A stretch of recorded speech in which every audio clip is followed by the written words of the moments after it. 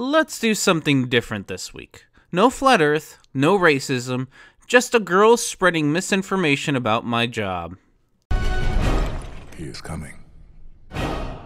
Cover your butt.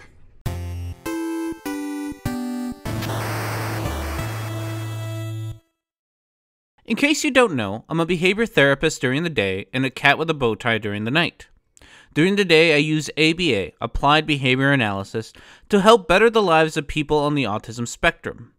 In other words, this is a topic that is both personal and, unlike other topics, it is a topic that I actually have some expertise in.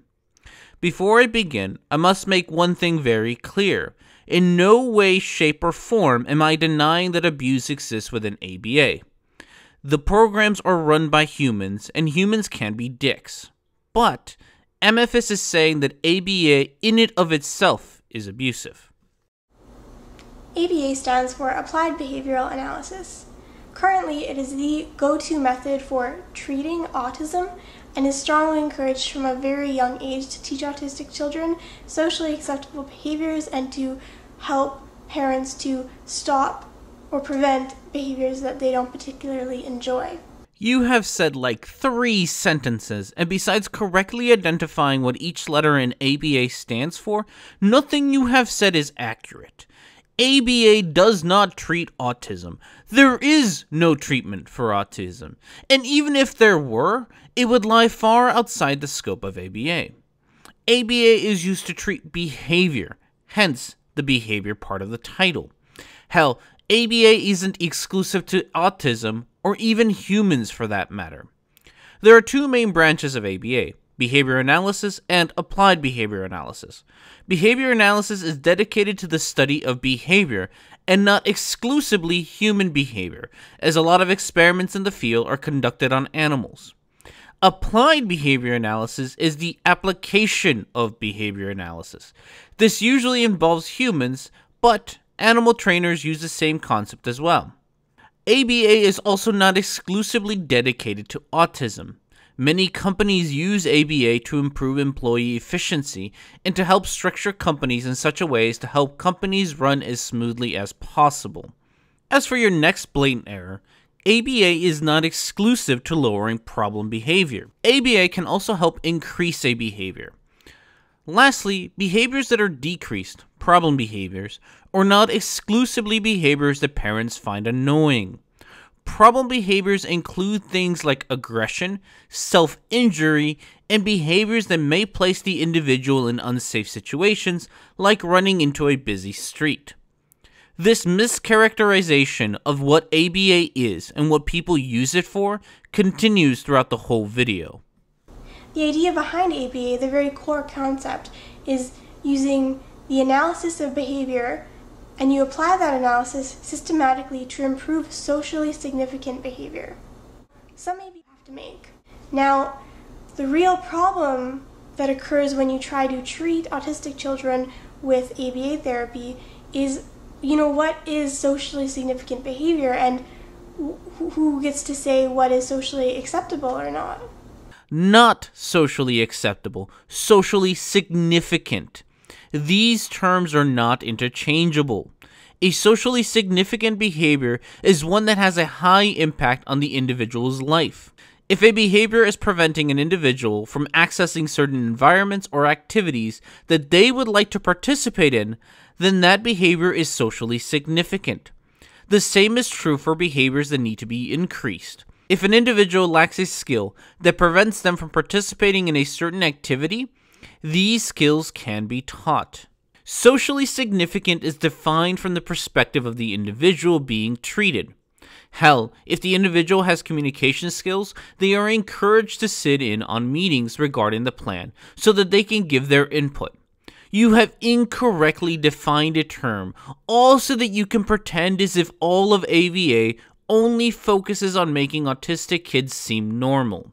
So much ABA therapy focuses on things like table readiness, sitting perfectly still, on not stimming, on behaviors that are just misunderstood. And never at any point in the history of ABA did anybody think to ask an autistic person why they stim, what is going on with them, what they would like to be learning. Never? That is a bold statement that you can't back up.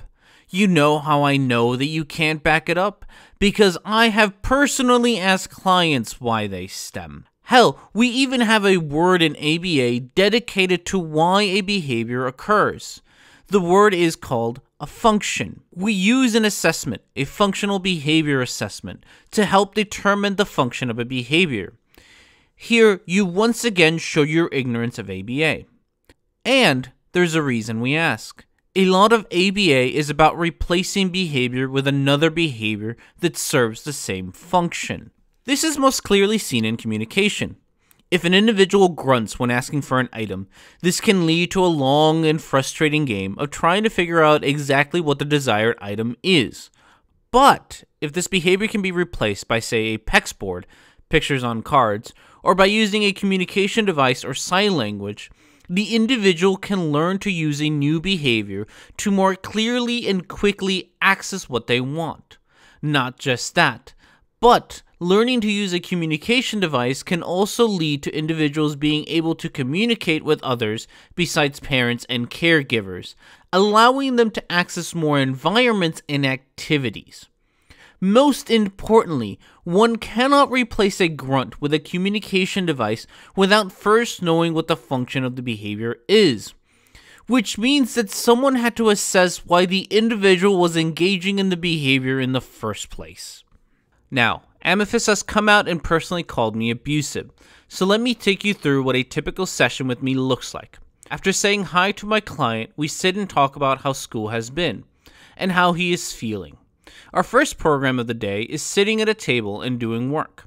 The client is in a gen ed classroom, and because he has a hard time sitting at the table, he often has to go to the sped room for a movement break, missing out on class and schoolwork leading to low grades. We started sitting for only 2 minutes, but now we can sit for 10. After 10 minutes, we get up regardless of whether we have finished our work or not, and we get a movement break. We get a movement break where we get to wiggle around the house, dance, jump, or whatever the client needs. After this, we get to go for a walk. We stop at every crosswalk and make sure that we stay on the sidewalk. At first, I had to hold his hand to prevent him from running into traffic, but I don't have to do that anymore. We bump into a dog and his owner. My client loves dogs, and he would often run up to them to pet them, startling the dog, and it even led to him getting bitten once. We have learned to walk up to the owner and ask for permission to pet the dog. Some owners say yes, others say no. Some explain where the dog likes to be petted. We head back to his house and work on identifying emotions to help him better empathize with others. Since he has been working so hard, we can take the last 20 minutes to do an activity he likes.